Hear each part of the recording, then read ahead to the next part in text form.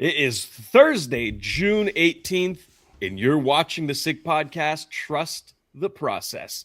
We are 8 short days away from the NHL draft. So, as promised, today is all about the draft. We're going to go through Snake's top 20 for this year's draft and some sleeper picks, of course. We're also going to talk about the recent trades across the NHL, some coaching hires, and some mailbag questions. It's going to be a fun show, and it all starts right here, right now. Turn up your volume. Because you're about to listen to The Sick Podcast. Trust the process. The sickest NHL prospect podcast with Snake and Shayne. With the 5th overall selection in the 2024 NHL Draft, the Montreal Canadiens are proud to select Ivan Demidov. It's gonna be sick. All right, producer Shayne here, joined as always by Simon the Snake Boisvert. Snake, how are we feeling today?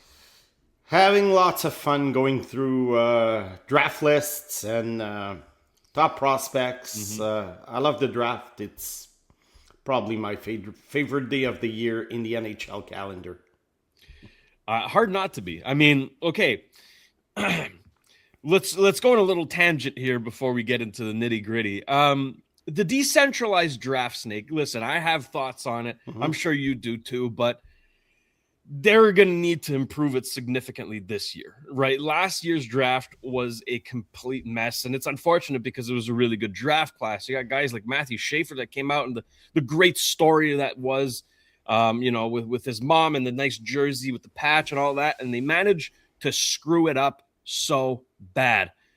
Snake, this year, it's the NHL really has to step it up, and they have to make the adjustments because this last year's draft was a disaster. Well, personally, I mean, I do understand the idea of doing the draft in a remote environment for teams because I experienced it with junior hockey. We do it the NHL way. And obviously, it's not always comfortable, having people looking over your shoulder to see, your computer screen or your papers. However, it makes for interesting discussions for GMs so on the floor. So there are pros and cons, and obviously for players and family, it's fantastic. So that being said, I think, MLB, NFL, NBA, they all have a remote draft in some sort of a way, in the sense that there are war rooms where teams are set, they do their own business. Players come on stage, they're being greeted by the commissioner, and there are reporters interviewing them. Look, the NFL, I think, NBA, they do a good show without having the teams on the floor. Yeah. However, last year's NHL show, talking to the war rooms on Zoom, or whatever they were using for video conference, was an absolute disaster. It was boring. It was not well coordinated.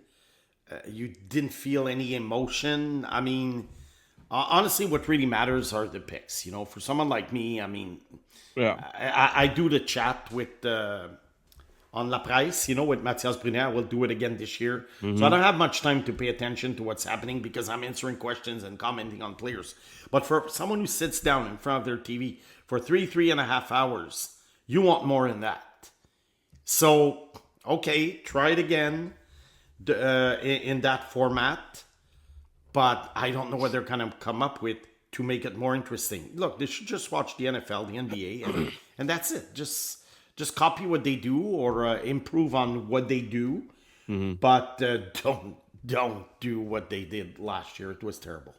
Snake, the reason why this is a sore topic for me is because I was at the 2023 draft in Vegas. Oh yeah, I was there. I remember in the Sphere, and there, I can confidently say there was no other draft like it. It was an event. It was special. It was incredible. The NHL outdid themselves that year, and they follow it up with that. Yeah, that's a slap in the face. And you know what? To your point about the other leagues, they have perfected their system. Yeah. However, the NHL had perfected its system. Yeah. It was never better than it was in 2023. And for some reason, they decided, no, let's make it the worst draft possible.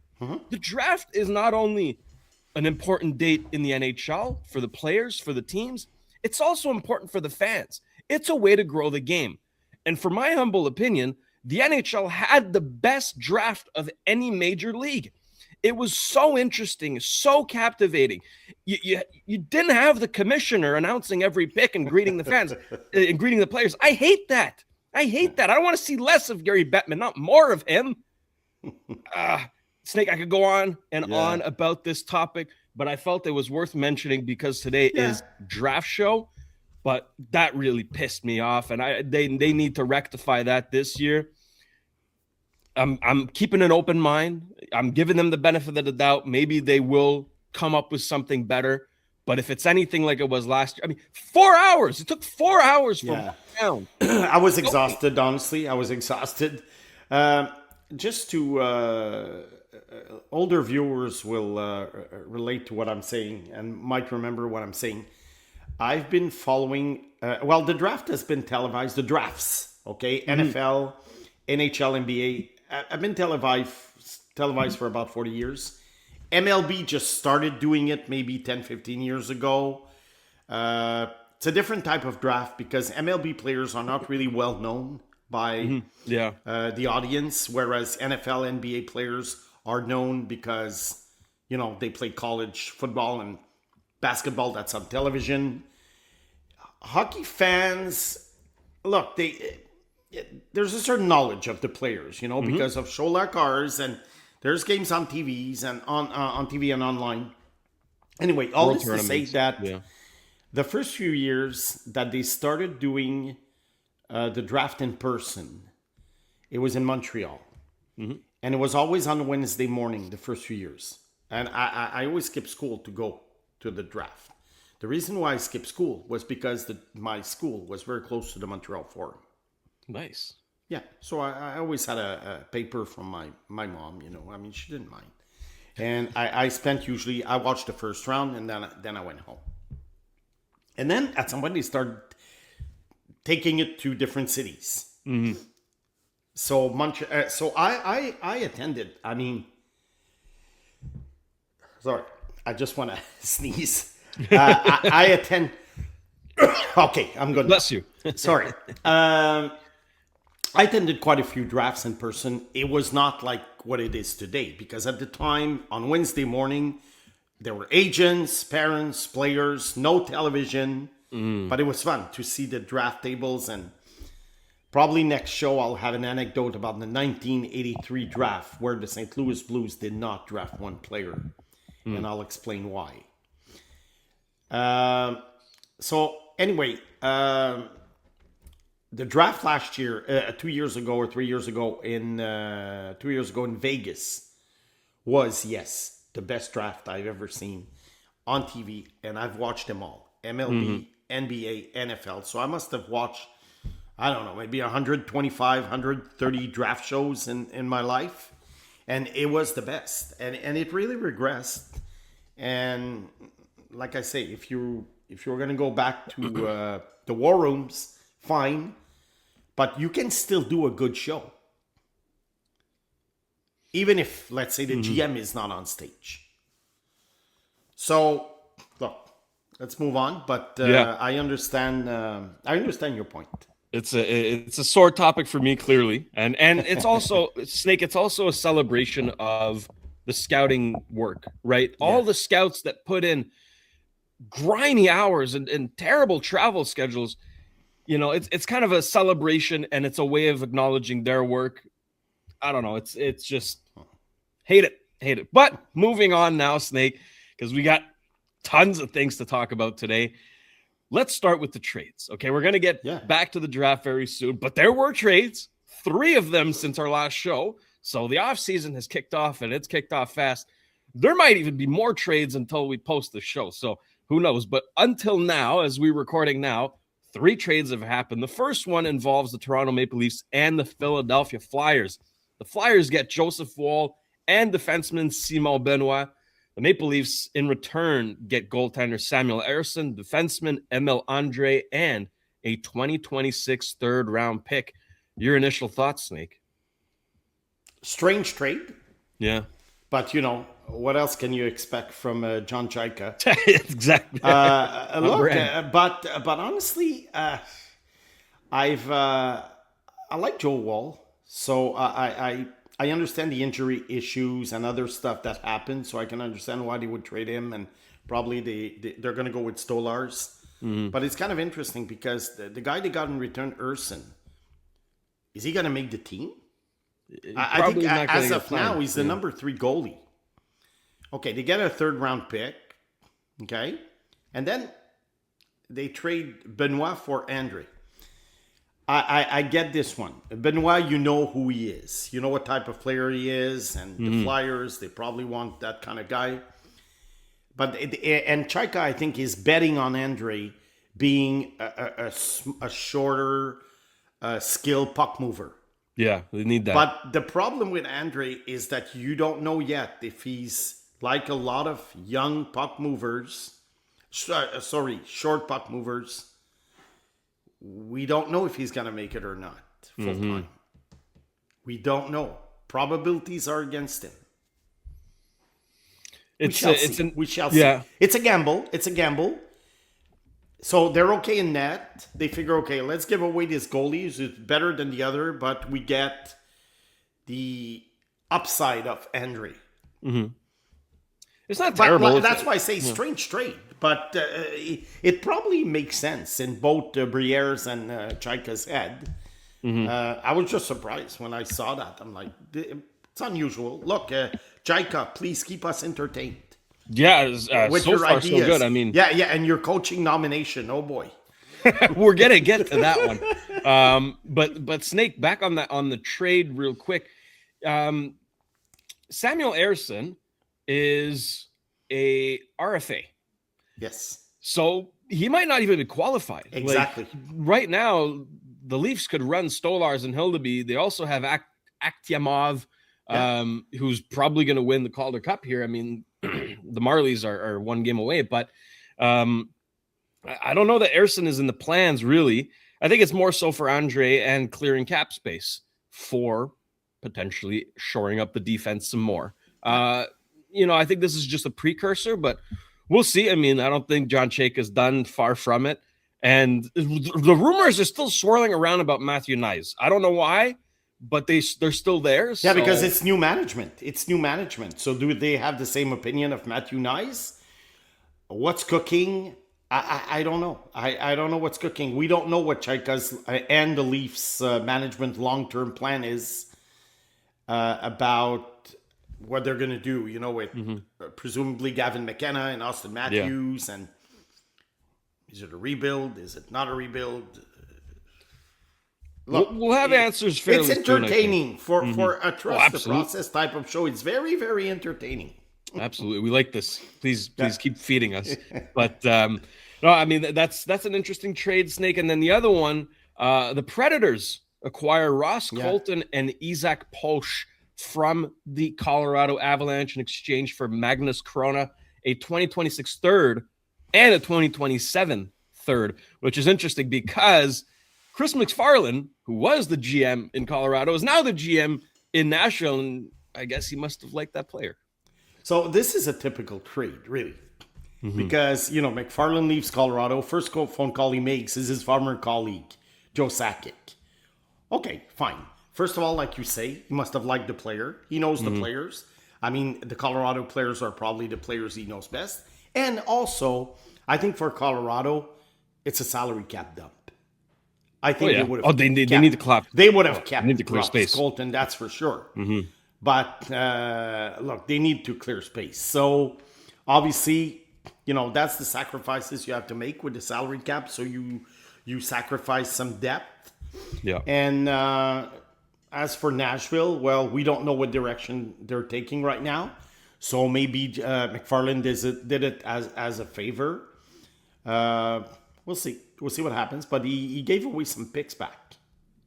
Yeah, Whereas 2/3 and a goalie. He should have gotten a pick back, really, for taking on Colton.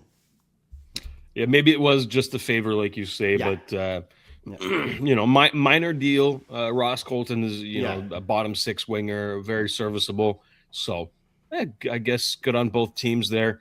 The other trade now, Snake, happened yesterday, and this was really interesting. The San Jose Sharks get their defenseman, or one defenseman at least, Michael Kesselring, and the 27th overall pick in exchange for the 20th overall. So they go down 7 ranks, but they get a defenseman in return. You know how, the Habs are picking 28? And I was telling you, someone can slide. There are decent players left at 28. However, there is a gap between 20 and 27. Yeah. At 20, you're still thinking second line player, perhaps. Top 2 or 3 defensemen. At 27, you're much closer to bottom 6 players. So the Sharks obviously did not give away a pick per se. Mm-hmm. They did not give away a roster player or a young player for Kesselring. But I'm not sure I would have made the trade. I know they need these, but the 20th pick is the 20th pick. And I think not that I would not have traded it, but perhaps I would have used it for another trade. Like very often, I will say on the show, keep your assets for the best trade possible. Yeah. And when we discussed trades for the Habs last week, and we were saying, well, should they trade, Zorowski or Fowler or Hage? Or I'm not against it, but keep it for the best trade possible. Don't trade those assets for a rental player. And I think in the case of San Jose, they're dropping down 7 spots for Kesselring. Kesselring was good in Utah a couple of years ago. That's why he was part of that deal with Josh Doan and JJ Peterka. Mm-hmm. He wasn't very good with Buffalo. Couldn't even beat out Logan Stanley. No, he didn't play much in the playoffs. He wasn't as effective as he was in Utah. So either he was a flash in the pan in Utah, or it was just a bad season. Mm-hmm. The style of play didn't fit him. And in San Jose, he's going to get his chance, because right now they have 4 defensemen for next year. Makimadulin, Dickinson, Orlov, and Kesselring. They need 2 more. It doesn't seem like they're going to re-sign Mario Ferraro. No. Yeah. He's gone. So they have 4 defensemen. So I do get what they're doing. It's not easy to acquire potentially good defensemen, but at the same time, I wasn't sure if the asset management was right. But I read some comments, and Greer was praised for that trade by a lot of observers. So maybe I'm wrong. We'll see next year. I like the Sharks rebuild, so I'm hoping for the best. But yeah, I'm not too sure about this one. On the Sabres side, however, Snake, this is, I think, a really good deal. I mean, clearly, Kesselring did not have a place in the lineup, and they get to move up 7 spots in the first round for that. Yeah, going up to 20th. Remember the Habs moved up from 26 to 21 a few years ago. They got Michael Hage. They would not have had Michael Hage at 26. Correct. So there is a gap between 20 and 27, really, and we'll get to it after. That's why I only do a top 20. Because afterwards I feel that after my top 20, it's basically a very, very long second round. So we'll get to it later. With there's a bunch of players, in my book, between 21 and 45, who are very interchangeable.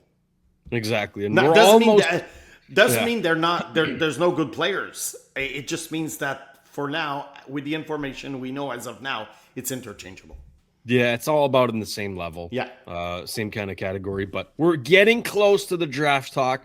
Just one more topic to cover, however, and those are the coaches. We had 2 coaching hires this week. Vegas Golden Knights said bye-bye to John Tortorella and hello to Ryan Craig. That one was kind of predictable. However, The Toronto Maple Leafs, and you said it, John Chayka is keeping us entertained here. They interviewed, I think, over 50 candidates. I think that was the number. And they landed on Jim Hiller. Interesting. What's your take on it? Have you noticed I'm not talking?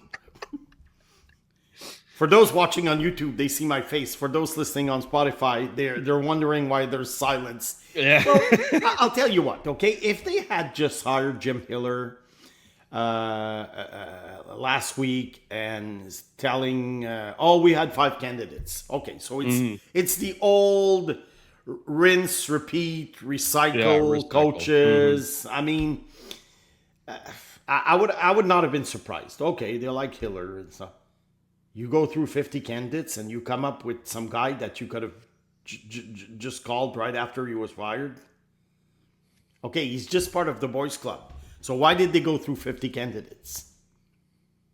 To show that they're doing their due diligence, I guess. Because I like the fact that they went through 50 candidates. They were made fun of for this. But at the same time, they were made fun of for this. But at the same time, if you go with the same guys, then you're being told, well, you're always going with the same guys. And if you go through 50 candidates, this is ridiculous, 50 candidates. Okay, make up your mind, people. So I was good with the 50 candidate idea. But to come up with Hiller? Snake, how much do you think the players had to say in this? Like, do you think Matthews and Nylander, because they played under him when he was an assistant coach there, very possible. Do you think they ultimately, went up to Chayka and said, that's the guy we want to play for? Very possible. Very possible. Yeah. Because top players are always being asked how they feel about that coach and that coach. Because they, as leaders of a team, they are the ones sort of like creating the atmosphere on the team. And if they're being very negative with the coach, well, others will follow through. So, I think they were influenced. They were an influence. Yeah. There we go. Snake, we've covered it all, which means it's time for the draft. Now, you already did your top 20 ranking on Mathias et le Serpent.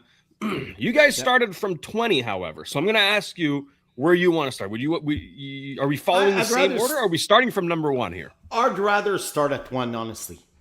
Because this way you kind of know what's happening, We're jumping right in. You can go like, okay, this is how the draft could unfold. And this year, those who are looking for hot takes in my top 20 might be disappointed.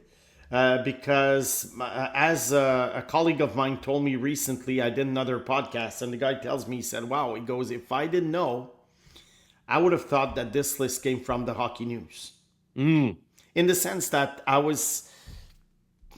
there are a couple of players probably that I ranked higher that most people do, and vice versa. But in general, my top 7 there's a good chance it's going to be the top 7.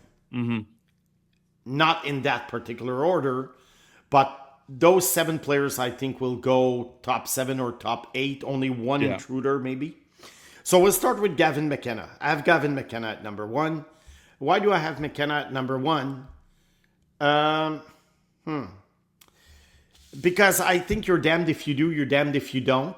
This is the only guy in the draft as of now who really has like 90 to 100 point potential.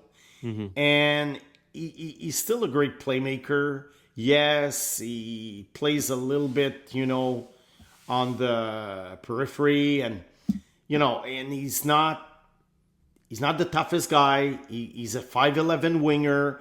So he has lots of things going against him for a number 1 overall pick. But let's not forget that had he stayed in the WHL and scored 195 points, he would have been compared to Celebrini and McDavid right now. His the first half of the season was pretty tough for him. And I don't think he made a very good choice by going to Penn State, except for the money. Because it's not the best hockey program. I mean, he could have gone to Minnesota, Michigan State, Boston U, Boston College. He decides to go to Penn State. it's not a powerhouse, but in the second half of the season, yes, he got some points, lots of points against weak teams, but he still played very well. And I think he improved. It would have been fun to see him at the World Hockey Championships against Stenberg. Go head to head. I really hesitated because for most of the year, I had Stenberg at number one. Mm-hmm. But to me, the draft is about potential. It's about ceiling. And McKenna's ceiling, I think, is the highest. And I don't know how his rookie season is going to turn out. But in Toronto, yeah, it's not a good team, but they have very good offensive players. And on the power play, I think he's going to fit in very, very well. So I'm going with McKenna at number one, but it's very, very close with number two, Ivar Stenberg. There you go. Ivar Stenberg, I think, is probably a safer bet in the sense that higher floor. And look, if he ends up in San Jose, he might be the 90-point guy too. But if he ends up in Vancouver, it might be a little bit tougher for him. Chicago would be a great destination for him if he slides to number 4. And right now, I think for San Jose, it's all going to be about, is Stenberg much better than the best defenseman? And if he's not, we take a defenseman. If we think that Stenberg is much better, then we go with Stenberg. You have to go with best player available. I know the Sharks, Sam Dickinson as the number one defenseman, I think is not the guy. I think he's more of a number 2. But at the same time, is there a guarantee that my number 3 or 4 will be number 1 defenseman in the NHL? I'm not so sure. Number 3 is Chase Reed. Yeah. Chase Reed is a guy who about a year and a half ago was playing in the North American Hockey League. He didn't even make the USHL. But then he started improving, and he finished the year in the Ontario Hockey League. This is an American player, by the way. And this year, he was one of the top defensemen in the OHL. Now, his skating is fantastic. He's a good stick handler. He can run a power play.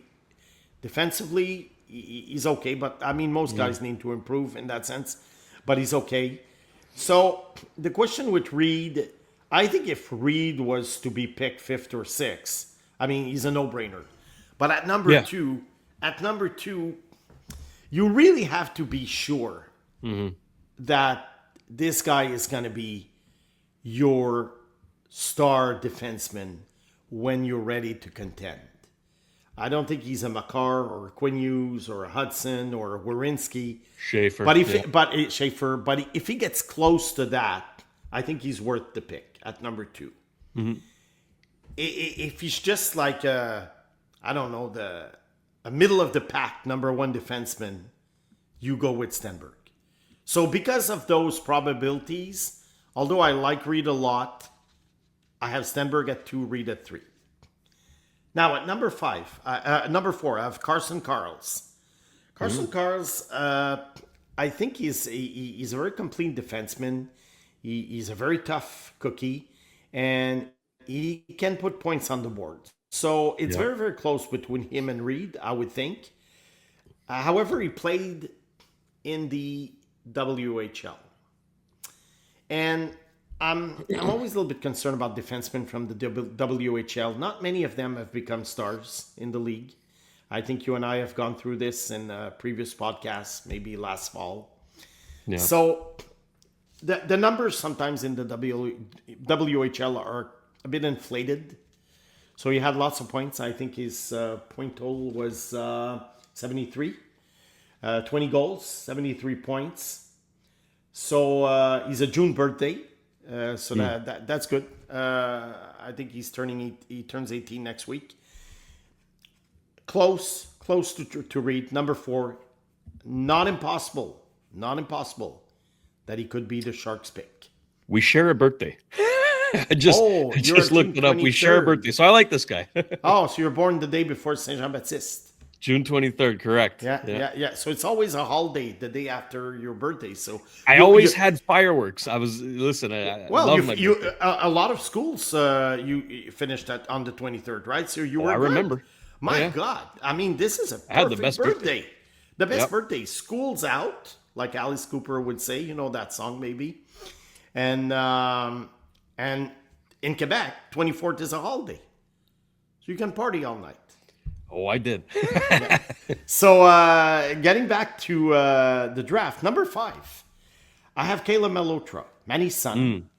I suspect he's going to go to Vancouver, be coached by his dad. He's probably the best centerman in the draft. Now the question with Manny Melo, I call him Manny. I made that mistake in Mathias's podcast. I have such problem. You know, Jacob Chikrim, I would call him Jeff. I have a big problem with names. You know, when it comes to father and son. I always screw up the Eklunds. Victor and William, I mix them up. Oh, yeah? Okay. Oh, you screw up brothers. I can't get them right. Father and son. So Melotra had 84 points in the OHL. Excellent. He was playing on a very, very good Brantford team. I watched Melotra, and obviously, I think you know what you're getting. The ceiling, the floor is very, very, very high. Probably the safest pick in the draft. Safest pick. You know what you're going to get. You're going to get work ethic. You're going to get a two-way center. Pro habits. He's going to be, for sure, a second-line guy. The reason why I don't have him ranked higher is the ceiling. Not sure his offense will translate to the NHL as elite. So that's why I have him at number 5. I think he's going to go number 3 to Vancouver. He shouldn't go past number 5. If Chicago, let's say, chooses to go with a defenseman or Stenberg, if he slides, I think Melotra doesn't go past number 5 at the Rangers. But he's number 5 on my list. Because remember, for viewers who are not used to watching this type of show with me, this is not a mock draft. No, This is my top 20 as if I were at the draft table. So we're speculating about who can draft who, but really this is my list. So Correct. if I'm, let's say, I'm crossing out names and the next name on my list would be Melotra, just like when you do a hockey pool or something. Precisely. So number 6, I have Keaton Verhoff. And this is where I was told that I was being a little bit conservative because I have a couple of players that I like a lot that I could have ranked there. So it was Wyatt Cullen, by the way. And I was asked, okay, why do you have Verhoff? The ceiling is not the same as Cullen's ceiling. The reason why I have Verhoff over there is that, again, just like McKenna, he was playing in the WHL. He was talked about the number 2 guy in the draft early during last summer. Yeah. But once he got to North Dakota, he became one of the youngest players in the NCAA. Very hard to be a 17-year-old defenseman in the NCAA on a very strong team. I saw him live. I think with Verhoff, this is a guy who he was very respectable. His stats were very respectable, 20 points in 36 games. What I find about this guy is that he's a workhorse. He's a big guy. He's going to be even stronger. He's going to be a monster. Yeah. But he skates well, not exceptionally well, but he's fine. He gets the puck out of the zone.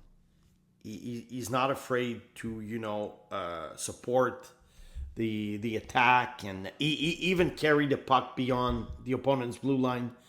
My concern with him is that once he gets there, his decision-making or his skill level both are not elite. Therefore, that's the problem. I don't know if but this is a guy who could easily play 22, 23 minutes a game. To me, that's more important than a winger, and that's why I have him in front of Cullen. That's the reason. My number 7 pick, Albert Smits. Same thing. I think it's a carbon copy. I don't see Smiths necessarily being a juggernaut on offense. But again, this is going to be a minute muncher. These guys are very important when you think about it. And I have Wyatt Cullen at 8. Wyatt Cullen, normally, there are some years where I probably would have ranked him number 3. But I used to do that. Big time riser, yep. Yeah, I did it with Jeff Skinner in 2010. I had Skinner at number 2. And although he's the best goal scorer of his draft class, if you redo the 2010 draft, Jeff Skinner is not even a top 5 player overall. You know, there were lots of players that were better than him. So that's why with Cullen, he's Matt Cullen's son. He was 5'5" 2 years ago, 120 or 30 pounds. And then he grew just like his dad. He's at 6'1", officially from NHL, 176 right now.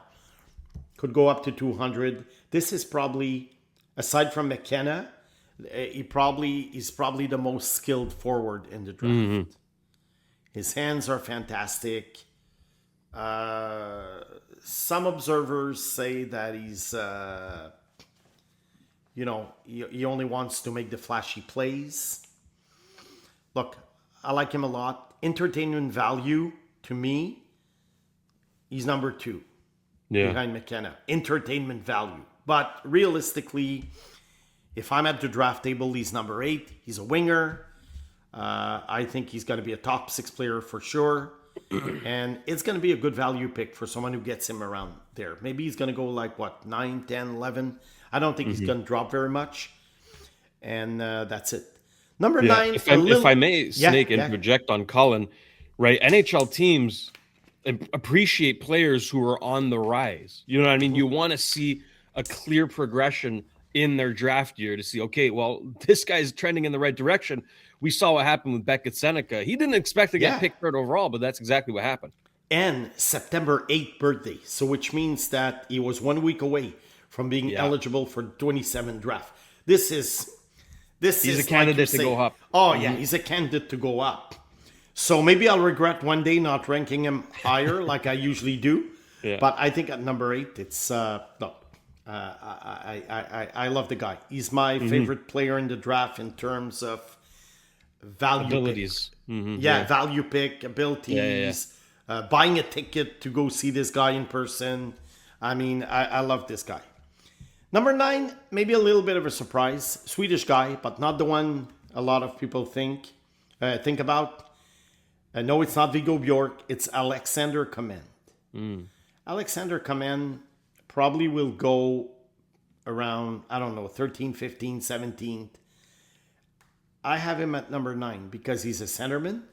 And he's a little bit bigger than Bjork, although maybe not as skilled, but he's highly skilled. And he was good all year. The only time he wasn't very good was when he came to Trois-Rivières. He came to play for Sweden in the World Junior A. He wasn't very good. But so for scouts who were there in attendance, some of them told me they really didn't like him as much. But if you look at his body of work in Sweden, I think Gaumond is very, very good. And maybe a guy that I will say, 5 years down the road, I ranked him a little bit too high. But look, that's what it is for now. Number 10, Viggo Bjork. One guy we saw at the World Championships. We saw the World Juniors. Highly skilled guy. If he were not 5'9", if he were 6 foot tall, this guy would probably be ranked in the top 3 or 4. He is so good. Now, will he be Marco Rossi or Logan Stankoven? That's the question. Because small centermen usually don't make the cut in the NHL. Stankoven, I think, was an exception. Rossi is a fine player, but he's not a great player. So I think Bjork will be better than Rossi, but maybe not as good as Stankoven. So I have him at number 10. Again, probably a good value pick. You need a team for whom he's not going to be the go-to guy. Okay, yeah. But if you make him your number 1 centerman, I'm not so sure. But if he's your number 2 guy with a very, very strong number 1, I think he's gonna have. He's not gonna have the same kind of pressure. and size won't matter because also he's a tough kid. So I have him at number 10. 11, another Swedish guy that I like a lot. Highly skilled. The only reason why I don't have him higher is because I would say the intensity level is not always like 10 on 10. It's Elton Hermanson. So, and also he's not a centerman. He's a winger. And this is a guy who I think is highly skilled. I'm just looking at his measurements here. He's 6'1", 181 pounds. He played in... he didn't play in the SHL, which is the equivalent of the NHL in Sweden. He played in second division, which is like the American Hockey League in Sweden. Let's call it this way. But 21 points in 38 games. Very, very good performance for someone his age in that category. Again, I think a value pick, a guy, if he goes like 12, 13, 14, 15, the team will be very, very happy to have this kind of skill guy. And I think he's not too far from the NHL within a couple of years. Number 12, I'm going back with a defenseman, Daxon Rudolph. Yeah. Daxon Rudolph is in a lot of people's top 10. I think some observers have him in the top 5 or 6. Daxon Rudolph, again, he's a WHL defenseman. I don't know. 78 points, 28 goals. Again, I think the totals are inflated. I don't think he would have had those numbers in the OHL, even in the Q. But he's 206 pounds. Again, a guy you can play, both ways. He's a two-way guy. I have him at 12. But you know what, Shayne? Reed, Karls, Verhoff, Smits, Rudolph. Those are the top 5 guys. And I think it's pretty much the consensus. You know what? Yeah. All 5 will not succeed. We know it. The problem is to identify which ones will overperform, which ones will be okay, and which ones will underperform. Very, very hard to predict. Daxon Rudolph, like I say, could be good, but I don't want to take a chance above number 12 for him. Would the fact that he's committed to playing the NCAA affect the perception from scouts? Like, might they like the decision or maybe detract them from taking him? I think they probably like it because he's going to play his age 19 season next year in the NCAA. It's always better than returning to junior hockey. Yeah. Unfortunately, I work for the Q, so I shouldn't say that. But I'm just like putting my NHL scout hat. No, my or podcaster's hat. Yeah, fair. So yeah, I'm putting my podcaster's hat. I mean, it's always great to keep the players in our leagues, but that's not that's not the reality anymore. So I think for Rudolph, I do think that NHL scouts like it. And he's going to challenge himself a little bit more. He's going to make money, obviously. But, I'm not... This is not a podcast about money. It's more like about analyzing performances. So, I think it's good. He should be in the NHL probably very quickly.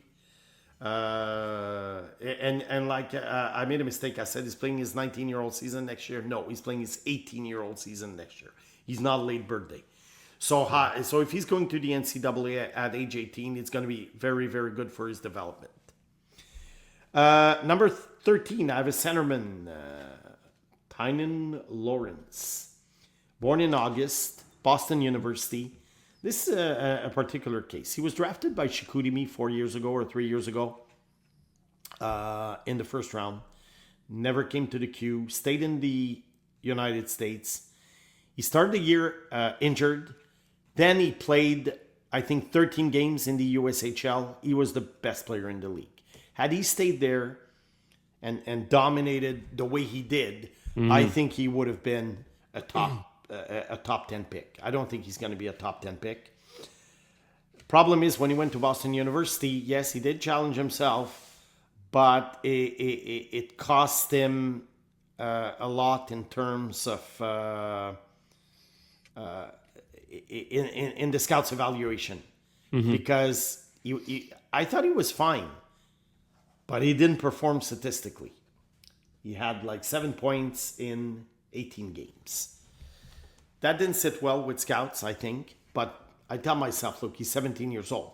Not every 17-year-old is Macklin Celebrini, who was the top player in the NCAA at age 17.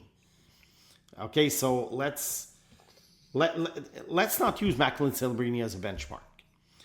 So I think Lawrence was fine. That's why I have him at 13.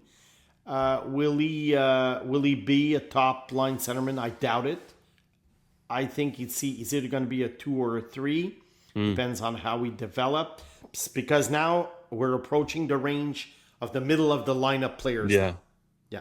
So if everything goes well, they're on the second line. If things don't go well, they're on the third line. Number 14, a guy I have ranked perhaps a little bit higher than most people, Nikita Klepov. Nikita Klepov, 97 points this year in the OHL. He's 6 foot tall. He's a right winger. Look, I just like his offense. I just like his offense. This is a 100-point guy at age 17 in the best junior league in the world. Why is he not ranked higher? Because his game is not really refined. He's kind of a raw offensive player. But other than that, this is a guy who could surprise in the sense that, he could be drafted, in the middle of the first round and end up being one of the top point getters in the draft. He's going to the NCAA next year. So he won the scoring title in the OHL. I think this hadn't happened since Patrick Kane 20 years ago. Like this guy a lot. Sometimes I wonder why don't I have him ahead of Rudolph and Lawrence? But look, I've made my bed and that's it. But I really like this player. Yeah. Those who have keepers pools in the fall, I think he's a good guy to put on your reserve list. Number 15, a guy who was a top 5 pick had the draft taken place in September. Ethan Belchetz. Ontario Hockey League again. This is, the typical power forward. He's a left winger. He scored 34 goals this year in 57 games. You want a guy like him on your team. Of course. Yeah. But you always wonder with these 6'5" guys, just like Porter Martone last year, are they dominant because of their size, playing against junior players, or will their domination continue in the NHL because they have the skill level to do it? Because in the NHL, you're 6'5", you're a big guy, but there's other big guys also. So Belchetz, I would say he drops on my list. He probably will drop on NHL lists also because you kind of you want to see more of him. He leaves you with the idea that it's how can I say it's you want to see more of him. You want to see what you saw of Porter Martone with Philly. And Porter Martone slid a little bit last year. Where was he picked? Number 6? He was supposed to go 6 or 7. He was supposed to go like 1 or 2 at some point until Schaefer ran away. So 6, yeah. I think Belchetz would slide. Will he be Martone? I don't know, but maybe he could be a good value pick also. Yeah. Number 16, a guy I don't think he'll be there for the Habs, but you never know. Adam Novotny. Oh, I like that guy. Yeah. I like him a lot. I don't know if he could be there for the Habs because I look at these, lists and mock drafts for fun. And I see a guy who could go as high as maybe number 12 or 13, but I see a guy who sometimes is 28 on certain lists. Adam Novotny is from Czechia. He came to Peterborough. He had 65 points in 58 games. And, he's a big guy. He's over 200 pounds. Another power forward, I would say. it's because he has an edge, and he scores. You want these guys. Goal scorers with an edge, you want these guys. I think he's going to be a successful NHL player, probably a second liner, but this is one guy that I would have on my radar in the middle of the first round. Yeah. Number 17, JP Hurlburt. JP Hurlburt was one of, if not the top scorer in the WHL this year. Not the top scorer, but he was one of the top scorers. He was number one until the Liam Ruck, passed him. 97 points, 42 goals. He's an American player who left the States to come play junior hockey. Probably didn't sit well with USA Hockey. They hated when players do that. I can tell you, I have a lot of examples that lots of things that I heard. Carter Meyer right now, they're not releasing him to come to the Quebec Ramparts. Who knows what's going to happen? Hurlburt, the thing with this guy is he's not a dynamic player. And that's why he's not ranked in the top 10. His skating is okay. His foot speed is okay. He's very, very good around the net. Very dangerous, with the puck around the net. That's why he scored so many points. But you always wonder about the pace of play in the NHL. But I think he's a highly skilled player.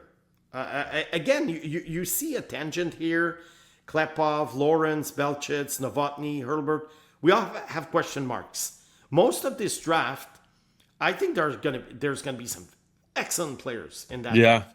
But it's very, very hard right now to pick the ones that are, surefire bets to become a good NHL player. Because I look at these guys, like, oh, Hurlburt, he's highly talented, he's highly skilled, but the skating.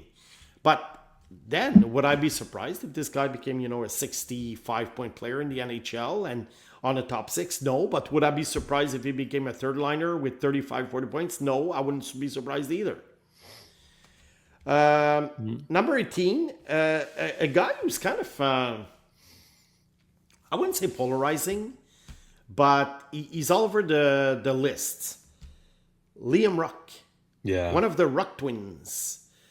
Compared to the Sedins. Well, the comparison is just that they're twins. Yeah. And one of them is a goal scorer like Daniel. And one of them, Marcus, is a playmaker like Henrik. But no, you don't have the Sedins here. Could they end up on the same team? It's very possible. Because I think Liam is going to be a late first round pick. And Marcus is going to be a second round pick. So maybe a team will try and match them.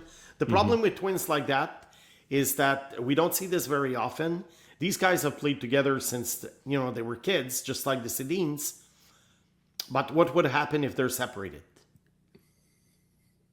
And kind of a package deal here, And the Sedins were very lucky in 1999 to have Vancouver make that trade, so that they could be reunited, because I think it's almost like they were threatening to stay in Sweden if they couldn't play together. I heard stuff like that at the time. So Liam Ruck, great goal scorer. Problem with this guy is skating is below average. So, but I still rank him 18 because I like the goal scoring aspect of his game. But again, maybe I'm ranking him a little bit higher. But I go with ceiling and potential in that top 20. Number 19, that's ceiling. Mattis Preston. Yeah. Mattis Preston was very good last year. He's good in international tournaments.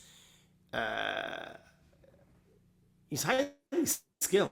I mean, just almost like Wyatt Cullen when you think about it with the puck. But he's kind of a smaller player. He's under 6 foot tall. And this year, I can't say that he had a fantastic season for his junior team. So what do you do with a guy like him? He's highly skilled. You were talking about progression, He did not really progress. He was almost like a point per game this year, but he was injured, played with Vancouver, 5'11", 173. Type of guy that skill-wise, if you just base it on skills and what I saw last year, he's a top 10 guy. Because of the fact that he kind of regressed a little bit.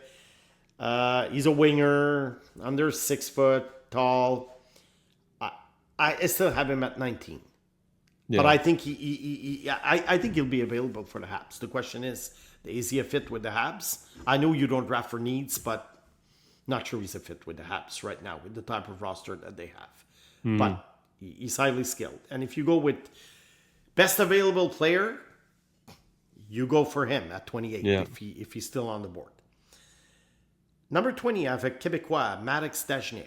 Maddox Dagenet, Pierre's son, 6'4" centerman. I think this is a guy who middle of the lineup player. That's where we're at now at 28. It's probably where he's going to go. Not sure he's going to be available for the Habs. A 6'4" centerman has value. NHL teams value this. And he plays with an edge too. Yeah, he plays with an edge. I like the guy. Some talk about his intensity level, not always like top notch, but to me, no. I think he's fine. I like the player, and he's having a very good career in the Q. He was the number 1 overall pick 2 years ago. Yeah, and so well deserved. And because some number 1 overall midget picks, they never make it to the NHL. Not all of them makes it. So I think Maddox will. So that's my top 20 for now. Mm-hmm. Now, will one of these guys end up with the Habs? It's possible. Last year I had Zarovsky in my top 20. He ended up with the Habs. So it's a possibility. Now, if you want, we can go through some players who can be available at 28. Like some sort of quickly, like a second tier. Guys like Oscar Hemming, a Swedish guy who played in Boston College this year. Only 1 goal in 19 games, but again, he was 17 years old. And because of a dispute with his team in Finland, he couldn't play. He couldn't play last fall. So that's too bad. But then he was okay. Ilya Morozov, I think, is a sure bet for the NHL. Yeah, another 6'3" centerman, 2-way guy, probably a third liner, but a very, very safe bet. He has a little bit of offense in him, so I do like him. Defenseman Ryan Lynn, 5'11", 57 points in 53 games in the WHL in Vancouver. Again, will his offense compensate for the fact that he's 5'11"? I'm not so sure. But I know that there are some scouts who absolutely love this guy because he's skilled. Yeah. Just don't know. I'm just very, very cautious with undersized defensemen. Just like Xavier Villeneuve. Xavier Villeneuve this year was injured. He's going to Boston University next year. The thing with Villeneuve it was his 3rd season. He was playing with a jam-packed team in Boisvert. He didn't really progress compared with last year. His style of play is like a mini Lane Hudson, let's call it. Yeah. It's not good, but it's the same type of skills. We'll see what happens in Boston. This is a guy who could slide to the 2nd round. You never know. It kind of hurt him. His season with Boisbriand kind of didn't help his draft stock this year. Mm-hmm. Another defenseman from the Q, Tommy Blyle. Tommy Blyle was like one of the surprises in the Q. 5'11" and a half. He's a late birthday. December 27. He had 81 points in 63 games. He was the best defenseman in the Q. What a pick. What a pick by Moncton a couple of years ago. And they brought him here. Moncton has a lot of Americans on their team. They did well again this year. Mm-hmm. They do draft well. They do a great job.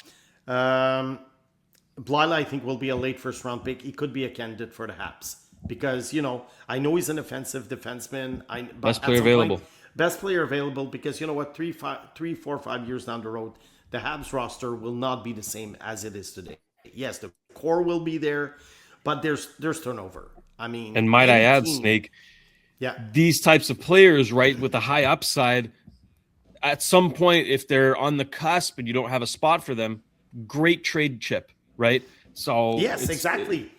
That's why you take best player available. Mm-hmm. Yeah, because when you make a trade, you try not to deplete your roster.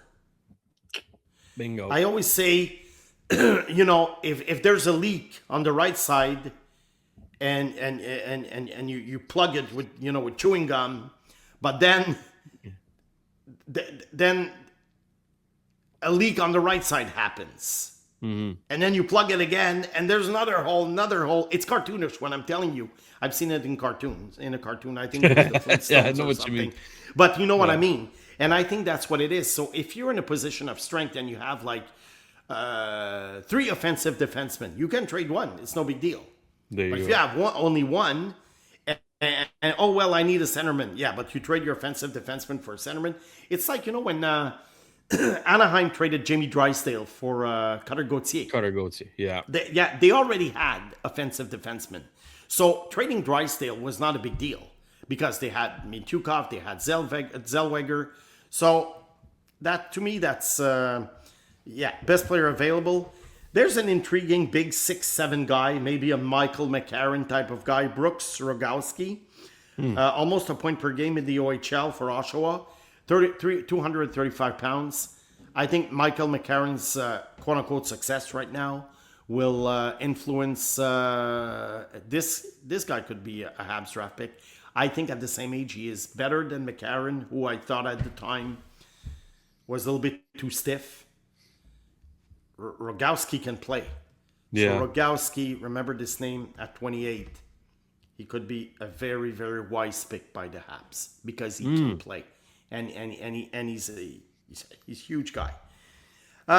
We talked about Marcus Rock. Marcus Rock, 108 points, 21 goals. The scoring leader in the WHL this year. Skating very so-so. I think he's a second round guy. Ryan Rubrek. We talked about him at the beginning of the year. Frustrating player. As a possible top 5 pick. Oh, yeah. He had 43 goals last year, went down to 30 this year, albeit in 49 games only. So his production was good, but what a frustrating guy. I'm not going to call him Brad Lambert 2.0, but I would say that I see shades of Brad Lambert in the sense that this is a guy, he's almost 6'3". He can score goals. And you watch this guy on certain shifts, and you're thinking, okay, this is a top 3 guy, just like Brad Lambert at the time. But I'm, around 28, depending on who's left on my list, I might take a chance on him. Depending on the interview, I want to see I would like to know what kind of guy he is. Why this lack of effort at times? And if you realize that, maybe he wasn't motivated because this reason or that reason, maybe something happened in his life, you never know, then I would take a flyer on him because he has a lot of tools. The upside is interesting. The upside is good, but you have to be careful with these guys because it's boom or bust. Look at Lambert right now. Lambert is bust. They took a chance at 30th. At the time, I remember I told Tony, I don't want this. I wouldn't draft this player.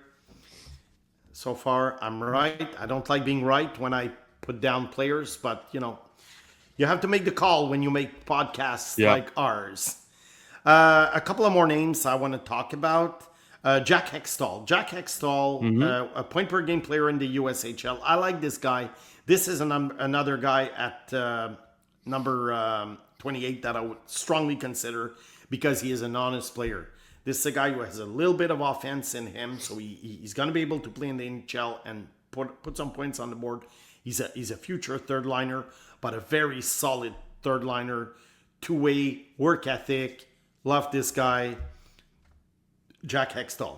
There's a Quebecois player here who's kind of intriguing because last year he went undrafted simply because he played in a U.S. high school where it was very, very hard to evaluate. Liam Lefebvre. Played in Chicoutimi in the Memorial Cup, 32 goals. He's almost 6'3",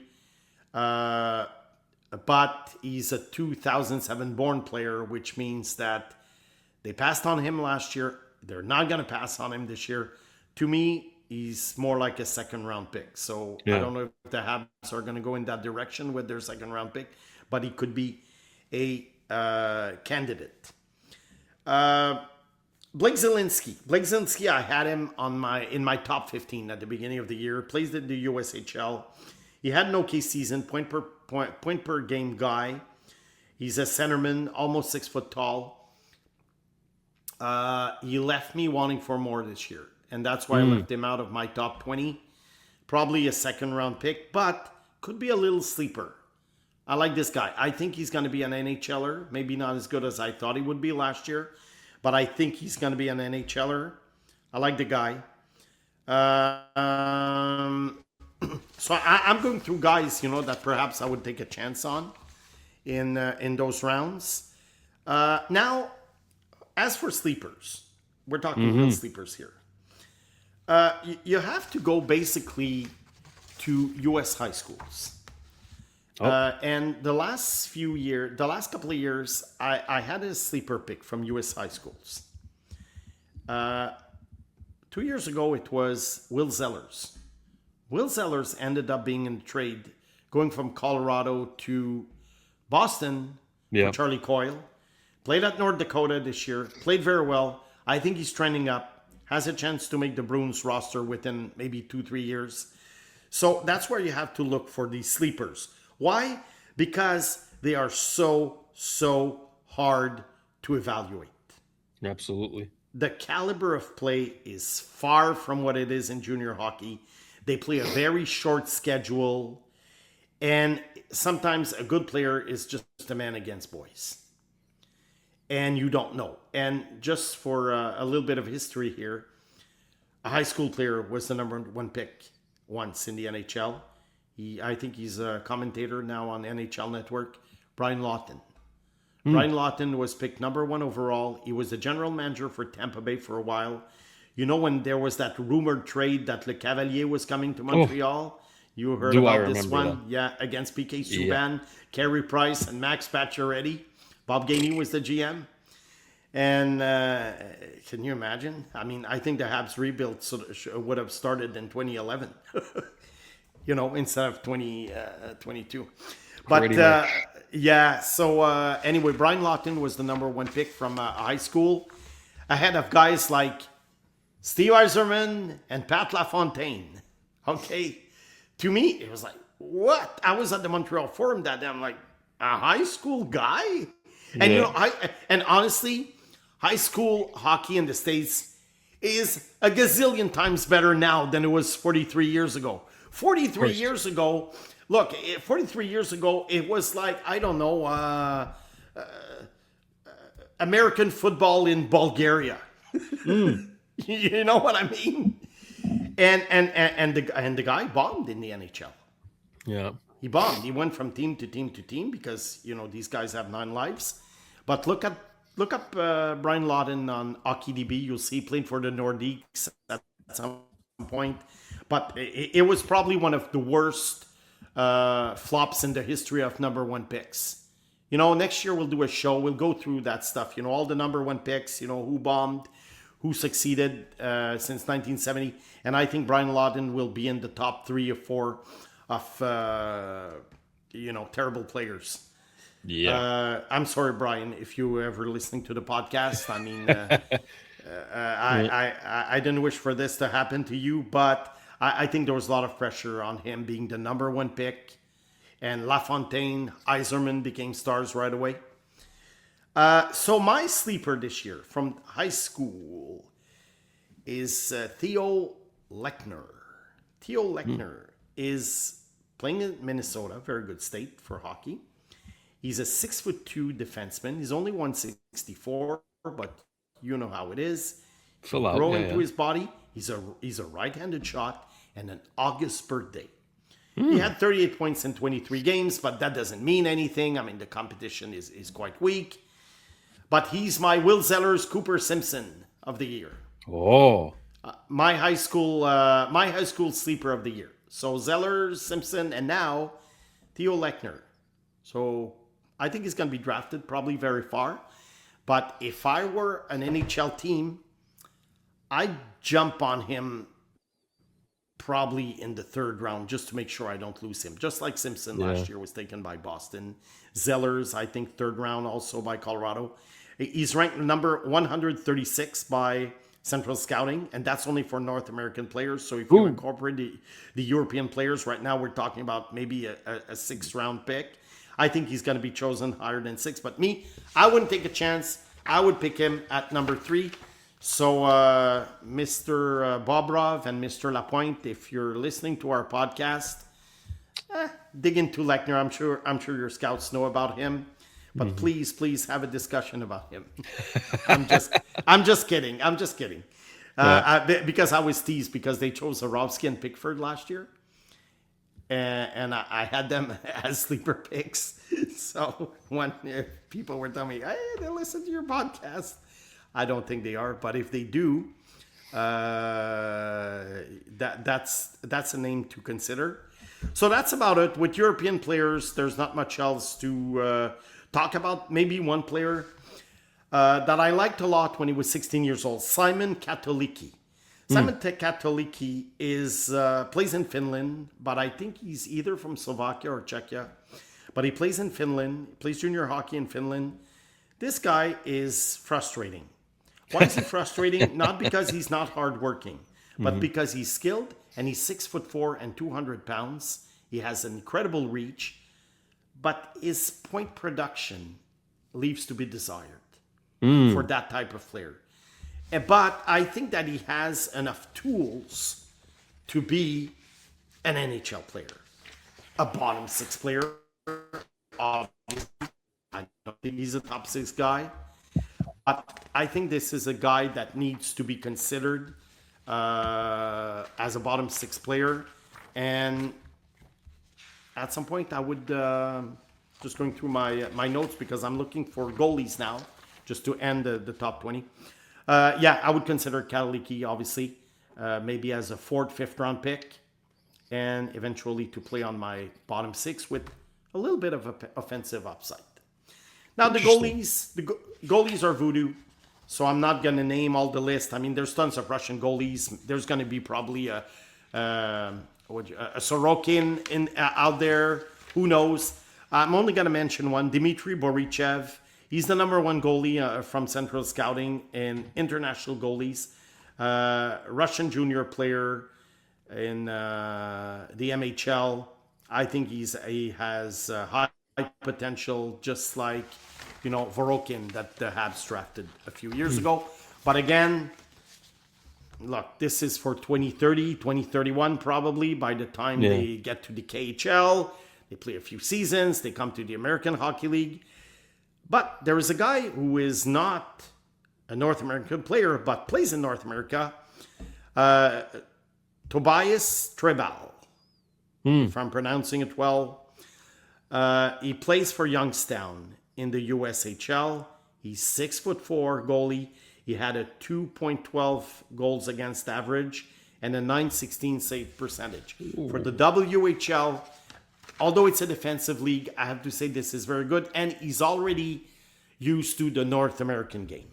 This is a guy, I think, at some point there's a run of goalies that happen.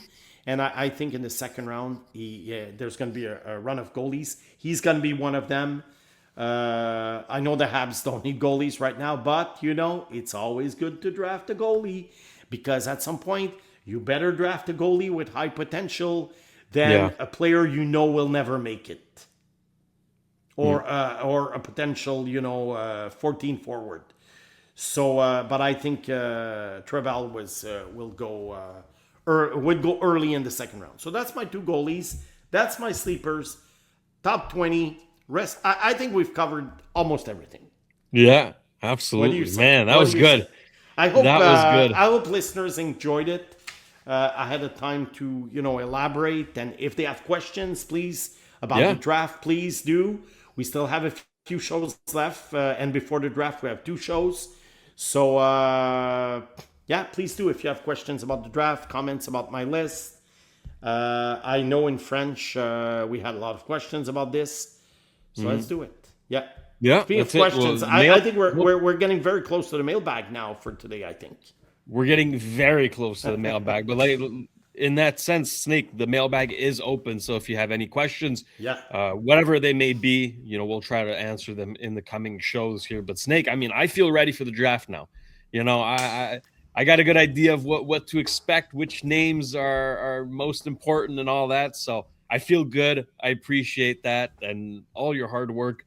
It pays off. And to your point about, Martin Lapointe and Nick Bobrov, even if they don't watch the show, I think it just proves that great minds think alike. So there you go. There you go. Well, before we get to the mailbag, Snake, a quick word from our partners, Cheapest T-Shirts. Stop overpaying. Buying t-shirts, hoodies, or blank apparel? Same brands, same products. Lower prices. No minimums. Buy one or 1,000, same price. Fast Canada shipping. Multiple warehouses. Stop overpaying. Visit cheapesttshirts.ca. And we thank Cheapest T-Shirts for their partnership. We also want to thank Betway, where you can go all the way with Betway and get a deposit match-up bonus up to $300 on your first deposit. You can scan the QR code on the screen or click on the link in the details section to create an account and redeem your welcome offer. The offer is only available for new customers. Terms and conditions apply. The offer is not available in Ontario. You must be 18 years or older, and please play responsibly. Well, we've got some questions today, so it's time to go digging in the mailbag.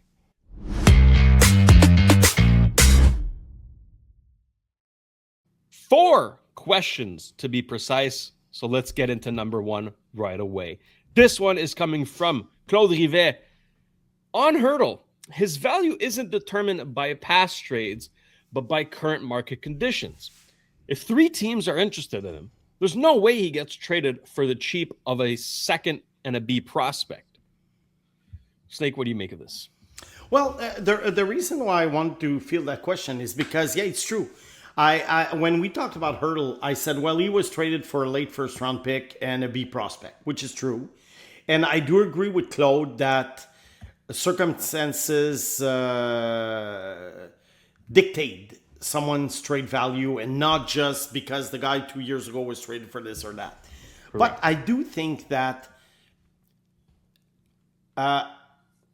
although the context is different, there are similarities in the sense that, San Jose wanted to get rid of Hurdle because they were rebuilding and they needed younger assets.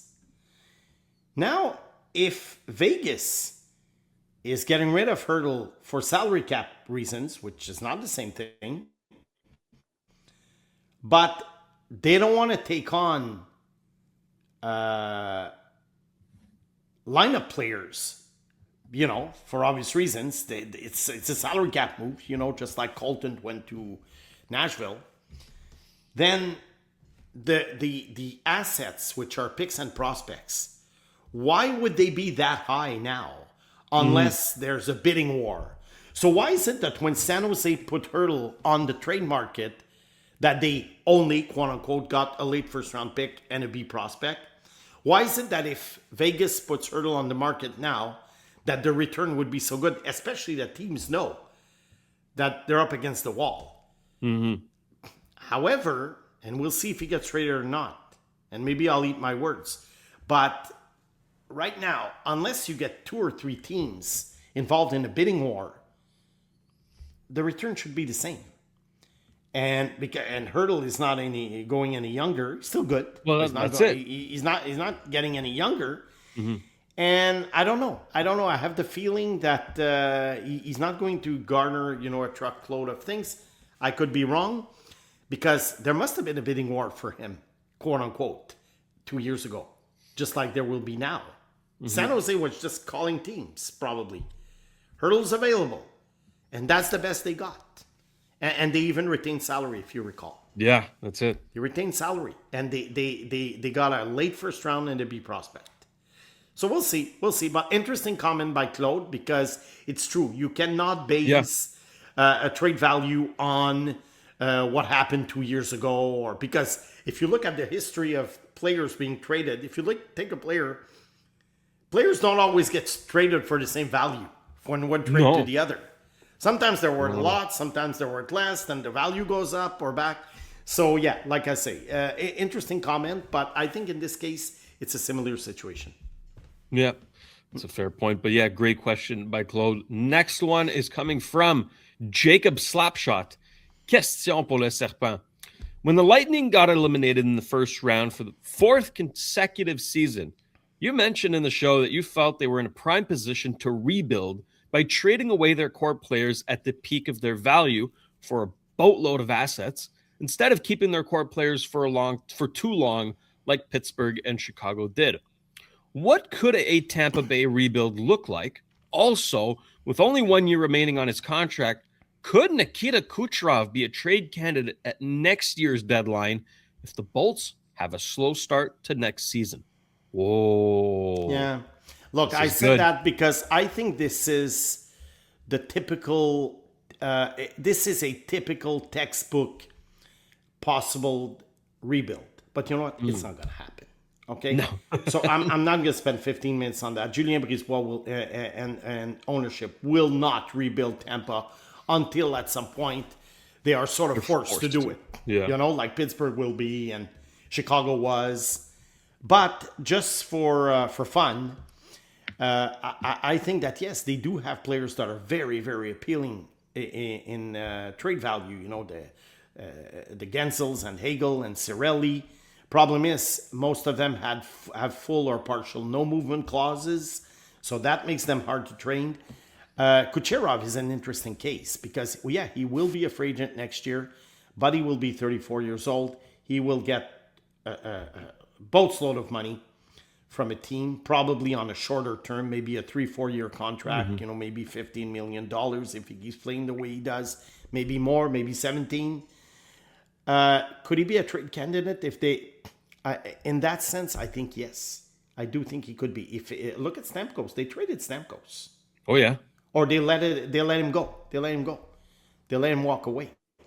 So they might not want to let him walk away. So I think if the Bolts are not a cup contender next year, yes, I see Kucherov being on the trading block in March. It's a possibility if they don't sign him. You look at the strength of the Atlantic Division. Once again, next season, it's going to be one of, if not the best division in hockey. Of course. Florida Panthers are going to be healthy. Yeah. You assume, right? Yeah. You know, the Habs are going to be better. Buffalo's probably going to be better. Like, Tampa's going to have an uphill battle here. And if they lose Radish, like, again, the defense kind of takes the blows. Is Hedman at 100%, right? He's on the decline. So Tampa's going to have some questions to ask themselves this summer. But again, you know, you can never count them out. When you have Vasilevsky in net, if Kucherov, you have Point, you have all those guys. But these guys are aging. You know, they're heading for the wall at some point. But the thing is, they were eliminated, like the listener says, they were eliminated in the first round 4 years in a row. That is a lot. Yeah. Usually it's a sign of decline. It happened to the Chicago Blackhawks. It's a sign of decline. And sometimes you don't want to see it. And you're grasping at, you know, you want to stay as a contender. You want to give the illusion to the fans that you're a contender. Look, if I were them, of course, rebuild. It would be a tough one because if you get rid of all these players, 5 years in the basement of the standings, 5 years. But at least look, you know what the return. I don't own the team. I'm not Brisebois. It's not my money. So I'm just obviously just having fun with this. But you know, it's trust the process. We want teams like that. We want teams like that. Look, we're going to start following Vancouver probably next year. That's it. A team I don't really care about, but now I'm going to care about them. Things are happening. All right, question number 3.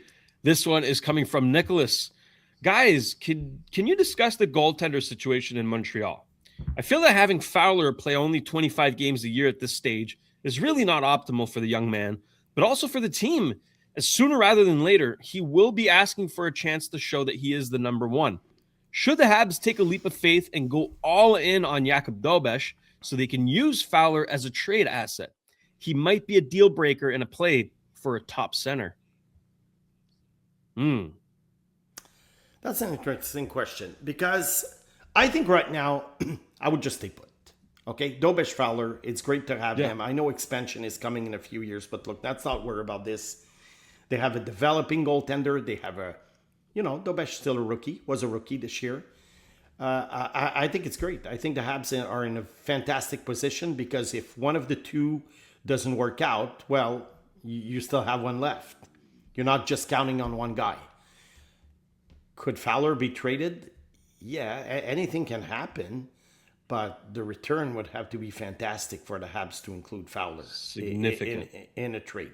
In 2010, they had Halak and a young Price, which was kind of similar. The only difference is, I think that although Halak had a good career, an okay career, mostly as a backup, I think Dobesh has more potential than Halak at the time. Yeah. Because I've heard these comparisons. Well, now that Dobesh is hot, why don't they do what they did? Trade Halak, gave the net to Fowler like they did with Price. Halak, I think we all knew that he was kind of a one spring wonder. Dobesh could be a one spring wonder. Some people do think that way, but he could also be a very good goalie in the NHL. So you don't want to take any chances. No, I would stay put unless a superstar is coming to Montreal. There you go. All right, I'm with you there. Okay. You only move Fowler if you get substantial return. Yes. Unlikely to happen. So, moving along now. Question number 4 is coming from Justin. Does Snake now have a slightly more optimistic view of Logan Mailloux becoming a long-time bottom third defenseman in the NHL? He thought he was lousy defensively last year. Okay, I like the choice of words. Slightly more optimistic. Yeah, I would say so.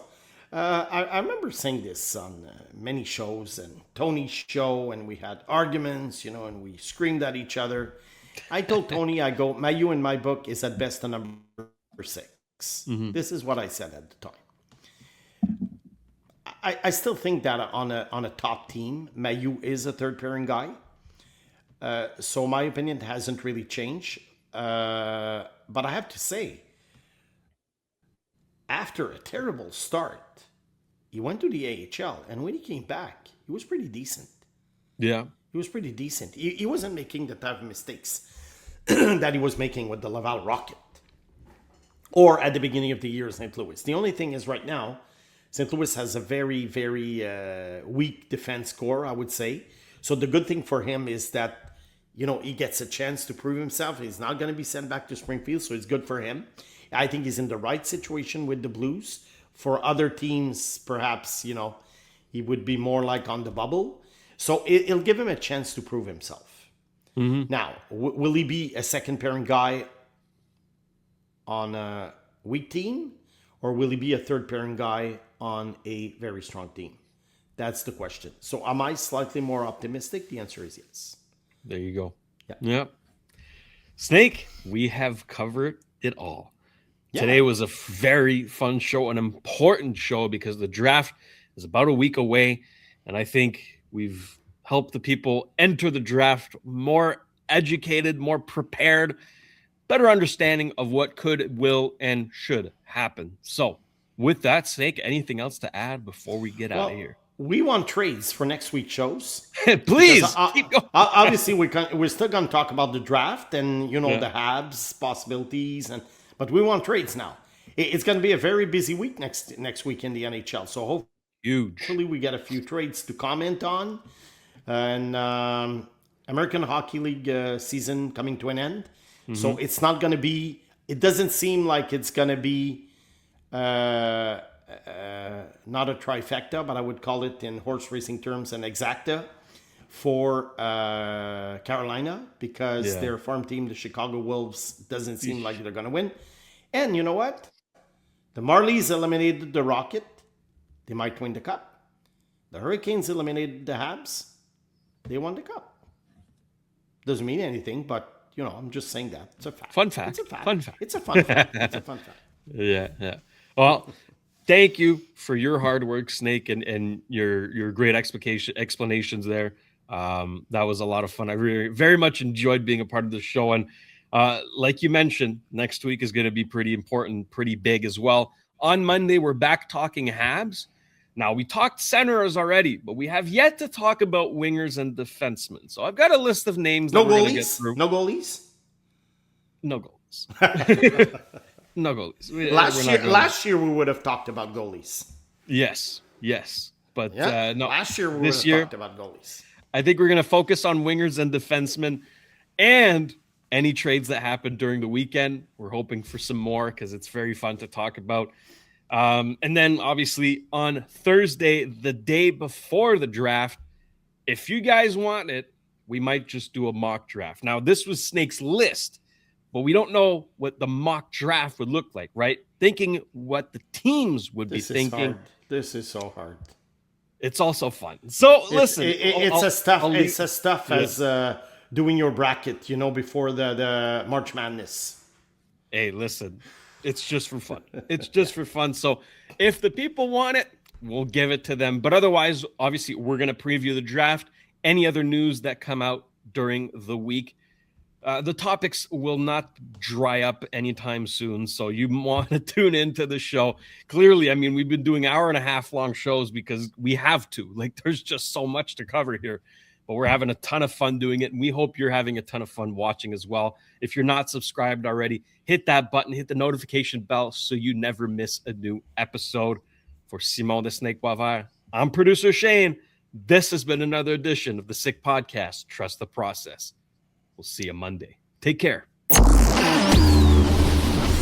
And that's a wrap. Hope you don't miss us too much until next time. Follow the Sick Podcast, Trust the Process on YouTube, Instagram, Facebook, Google Play, and Apple Podcasts.